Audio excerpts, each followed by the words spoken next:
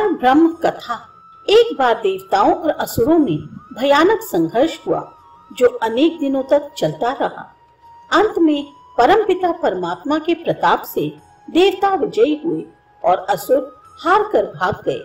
वास्तव में यह विजय भगवान की कृपा से ही हुई थी, क्योंकि वे भी नहीं चाहते थे कि तामसिक दुर्गुणों से आच्छादित असुर विजयी हो और संसार को अराजकता और अंधकार में डुबो दे।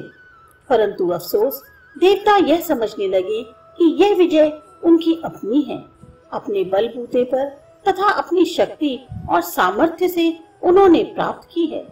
भगवान को जैसे ही यह बात ज्ञात हुई, उन्होंने देवताओं को इस मिथ्या के अभिमान से बचाने का निश्चय कर लिया। वे एक दिन अचानक एक विशालकाय यक्ष के रूप में देवताओं के सामने उपस्थित हो गए। यक्ष की इस आश्चर्यजनक अद्भुत मूर्ति को देखकर स्वर्ग के सभी देवता अचंभे में पड़ गए। वे सब मिलकर यह सोचने लगे कि ये यक्ष कौन है तथा हमसे क्या चाहता। जब किसी प्रकार भी निर्णय नहीं कर सके तो उन्होंने अग्निदेव से यह प्रार्थना की कि वे उस यक्ष के पास जाएं और उनके विषय में संपूर्ण जानकारी प्राप्त करें। अग्निदेव अभिमान से चूर उस यक्ष के समीप दौड़कर पहुंचे। यक्ष ने उन्हें देखा और बोले, तुम कौन हो और तुम क्या करने की शक्ति रखते हो? अग्निदेव बोले, मैं तेज पुंज स्वरूप प्रसिद्ध अग्निदेव हूँ। मैं चाहूँ तो इस सारी पृथ्वी पर जो कुछ भी है उसे क्षण मात्र में जला सकता हूँ। इसीलिए मुझे ही ज्ञात वेदा कहते हैं। यक्ष ने मुस्कुराकर एक तिनका पृथ्वी पर से उठाकर अग्निदेव के सामने रख दिया और बोले, इस तिनके को भस्म कर दो तो हम तुम्हारी शक्ति का लोहा मान जाएंगे।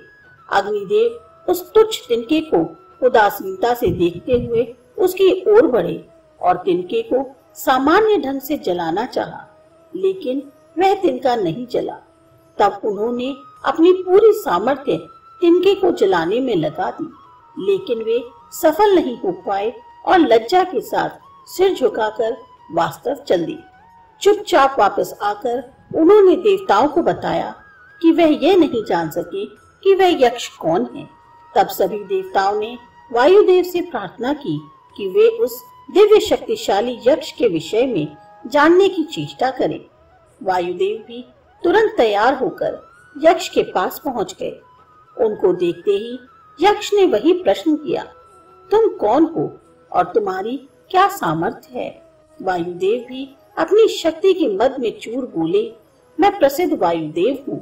मुझ में इतनी शक्ति है कि मैं किसी भी वस्तु को अथवा पृथ्वी पर जो कुछ दिखाई दे रहा है उन सब को तनिक सी देर में उड़ा दूं, आकाश में उठा ले जाऊं। यक्ष ने वायुदेव के अभिमान को देखकर मुस्कुराते हुए एक सूखा तिनका उनके समक्ष रख दिया और बोले, कृपा करके इसे उड़ा दीजिए। वायुदेव ने बहुत जोर लगाया, लेकिन वह जरा सा तिनका टस से मस भी नहीं हुआ। तब वह भी अत्यंत निराशा एवं लज्जा का अनुभव करते हुए वापस लौट गए और देवताओं से बोले कि मैं उस यक्ष के विषय में जानने में सफल नहीं हो पाया। तब इंद्रदेव ने स्वयं सभी देवताओं की प्रार्थना पर यक्ष के पास जाने का निर्णय किया। लेकिन यह क्या, इंद्र जरा सी झलक देख पाए थे कि यक्ष अंतर्धान हो गए और उनके स्थान पर आकाश में देवी हिमाचल कुमारी उमा प्रकट हो गई। इंद्रदेव ने देवी से सादर प्रार्थना की कि वे ये जानना चाहते थे कि वह दिव्य यक्ष कौन था।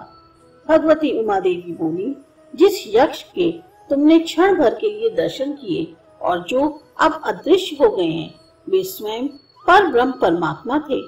तुम लोगों ने जो असुरों पर विजय प्राप्त की थी वह तुम्हारी विजय नहीं थी।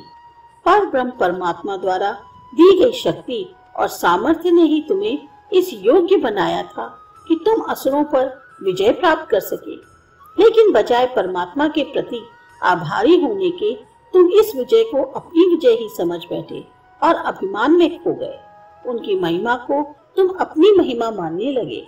जिस पर ब्रह्म ने तुम्हें विजय दिलाई थी, वे ही तुम्हारे अभिमान रूपी दुर्गुण का नाश करने के लिए तुम्हारे समक्ष यक्ष रूप में प्रकट हुए थे। लेकिन तुम उनके विषय में कुछ भी नहीं जान सके।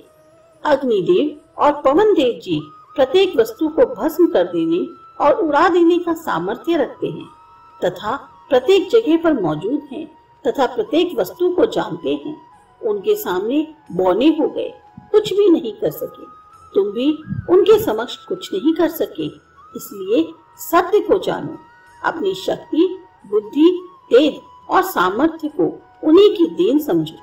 अपनी विजय ना समझते हुए उन्हीं के द्वारा दिलाई गई विजय समझो। अभिमान मत करो, विश्वास करो कि बिना परमात्मा की शक्ति के कोई कुछ नहीं कर सकता।